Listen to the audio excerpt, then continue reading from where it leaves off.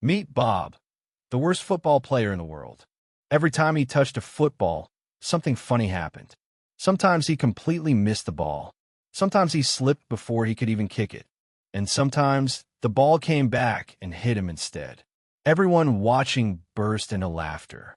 They pointed at him and said, "You'll never become a football player. Just give up already."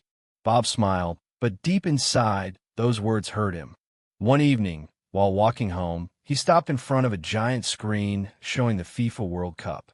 Thousands of fans were cheering inside a huge stadium. The players were giving everything they had, and the winning captain proudly lifted the golden trophy into the sky. At that moment, Bob whispered to himself, "One day, I'll be standing there." The very next morning, before the sun even rose, Bob started training. He practiced dribbling around small rocks. He kicked the ball again and again and again. He ran across the field until he could barely breathe. Most of his shots still missed the goal, but every mistake taught him something new. He trained in the rain. He trained in the mud. He trained under the hot sun, and even after the sun went down. While everyone else was sleeping, Bob was still chasing his dream. Days turned into weeks, and weeks turned into months. Little by little, Bob began to improve. His dribbling became smoother. His passes became more accurate.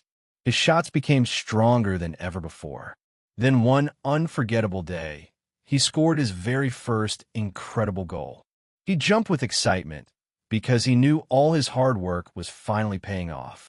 A football coach watched him train and was impressed by his determination. Soon, Bob was invited to join a real football team. Wearing his first football jersey felt like a dream come true. His first match was exciting, but he was also nervous. Then he remembered every early morning, every failure, and every hour he had spent practicing. He gave everything he had.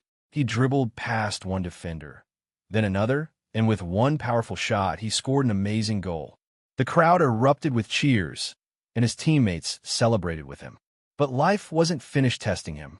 During one important match, Bob was tackled hard and fell to the ground. He had suffered a serious injury. At the hospital, the doctor gave him heartbreaking news. "Your recovery will be difficult. You may never play football again."